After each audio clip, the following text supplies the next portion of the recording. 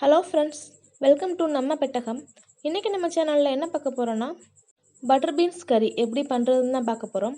அதுக்கு தேவையான பொருட்கள்: 1/4 கிலோ பட்டர் பீன்ஸ், ஒரு பெரிய வெங்காயம், ஒரு தக்காளி, ஒரு உருளைக்கிழங்கு வெட்டி வச்சுருக்கேன், 3 டேபிள் ஸ்பூன் தேங்காய், 1 டீஸ்பூன் இஞ்சி பூண்டு விழுது, தேவையான அளவு உப்பு, 1/4 டீஸ்பூன் மஞ்சள் தூள், அப்புறம் வறுத்து அரைக்கிறதுக்கு 2 வத்தல், 2 டீஸ்பூன் மல்லி, கொஞ்சம் கருவேப்பிலை இலை, 1/4 டீஸ்பூன் சோம்பு, 1/2 டீஸ்பூன் சீரகம். இவ்வளோத்தையும் வறுத்து அரைச்சிக்கலாம். வறுத்து அரைக்கிறதுக்கு தேவையான எல்லாத்தையும் ஒன்றா சேர்த்து வறுத்து எடுத்துக்கலாம்.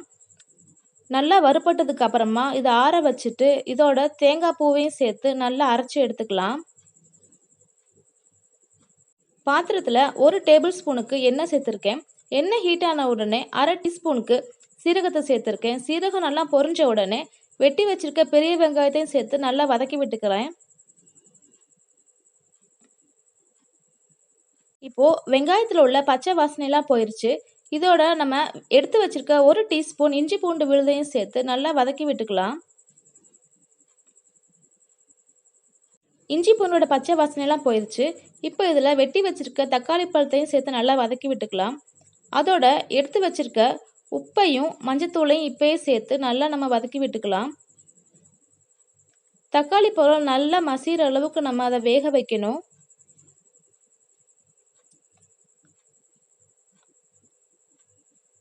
நல்லா வதக்கிக்கோங்க.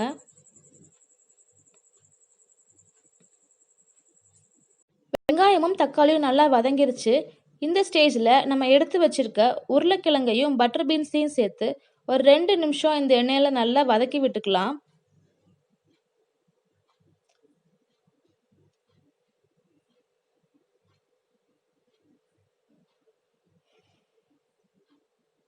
இப்போது எல்லாமே நல்லா வதங்கிருச்சு. இதோட நம்ம அரைச்சி வச்சிருக்க மசாலாவையும் சேர்த்து நல்லா மிக்ஸ் பண்ணி விட்டுக்கலாம்.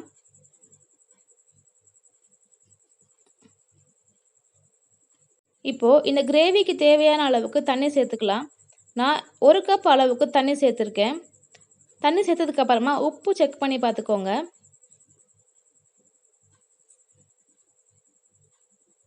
இப்போது இந்த கிரேவி லைட்டாக கொதிக்க ஆரம்பிச்சிருச்சு.